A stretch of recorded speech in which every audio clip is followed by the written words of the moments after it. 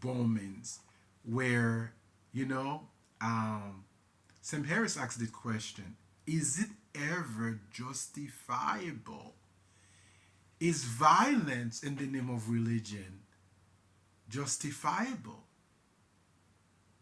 Lebanon 82, Ivory Coast 73, Nigeria 66, Jordan 65, Bangladesh 58, Mali 54, Senegal 47, Ghana 44, Indonesia 43, Uganda 40, Pakistan 38, Turkey 20.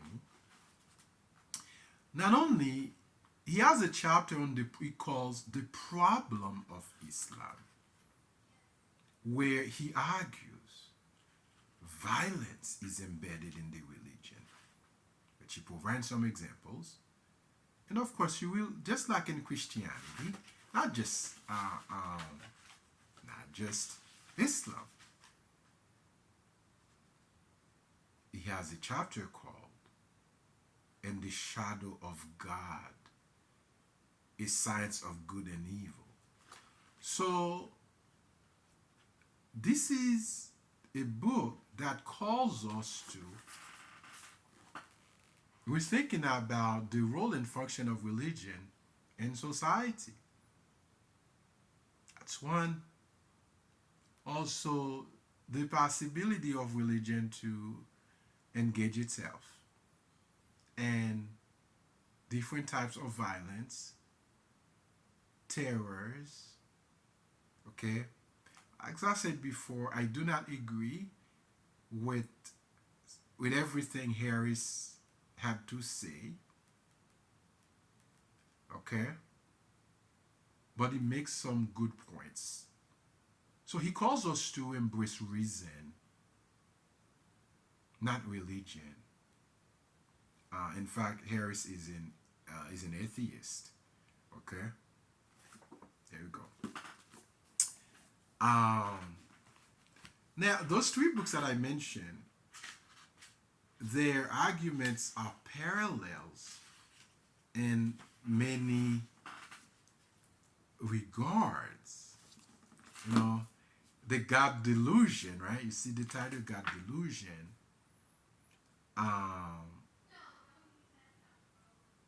Now, in chapter 3, Richard Dawkins debunks Thomas Aquinas' arguments for God's existence. Okay?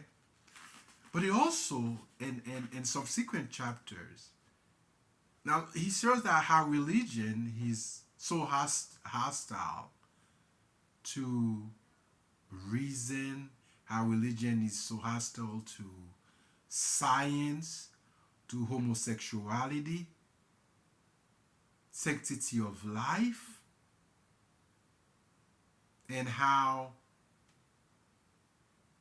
moderation in faith fosters fanaticism, talks about abuses, child abuse, sexual abuse that happen within the context of religion. So, yeah, God Delusion by Richard Dawkins. You can see the title here, God is Not Great, How Religion Presents Everything, by Christopher Hitchens. Now, for Christopher, right, religion does not add anything meaningful to civilization. In fact, religion fosters war, hostility, hatred between people of different, not religious traditions, and civilization, not just Western civilization, but other civilizations in the world. So, in this book, he explores the problem of religion in different traditions, Christianity, Judaism, Islam. And interesting, he argues that religion doesn't really make people behave better, right? Okay. In fact, he calls religion as the original sin. That's a counter argument to the Christians' notion of original sin. In fact, the original sin is religion itself, the invention of religion. He argues that about the corruption of religion, the evil religion, the violence embedded in religious sacred texts. Okay, there are two more books I'm going to highlight to bring this conversation to a close. This book is called The Age of Sacred Terror. The Age of Sacred Terror, Radical Islam's War Against America. Okay? The Age of Sacred Terror, Radical Islam's War Against America. This text, in fact, makes some major claims. It was produced like 2 years after the 9/11, right? 9/11. Again, Islam has become a problem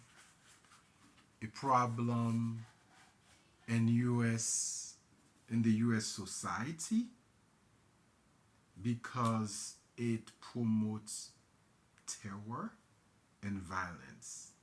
Okay. Well, again, I would argue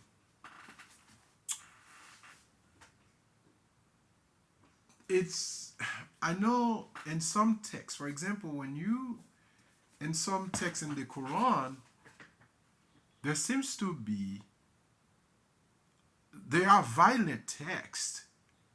Just like in the Bible, there are violent texts that call for the damnation of the wicked, of the person who practices evil, right?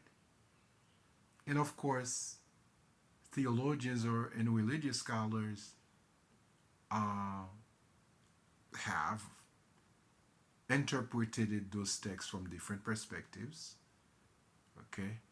But at the same time, when you read those texts in the Quran, for example, in the Bible, they do tend to promote violence. Okay? Now, but again, we have to use different hermeneutical systems. We have to put on our hermeneutical lenses to read those texts. Those are sensitive texts. The great Rabbi Jonathan Sacks, one of my favorite rabbis, okay, brilliant thinker, wrote Not in God's Name, Confronting Religious Violence. Not in God's Name. So the great rabbi, right, he's known as a global religious thinker. I believe he passed. He's dead now. But what's interesting about this book, he argues perhaps religion is part of the problem. contributes to the violence that human beings experience, right? This is part of his argument. If religion is perceived as being part of the problem, then it must also form part of the solution. Remember when I began this conversation, maybe it was in a different episode, I was talking about religion is neutral in the sense that religion could be used to promote good in society or to promote harm in society. So the rabbi, the great rabbi, discusses the problem of violence in religion. And he also uses the great wisdom of religion, especially Judaism, to promote peace and to confront the very violence we experience in this uncertain, complex world. Thank you guys. Again, this is Dr. Lou. I'll see you for another episode.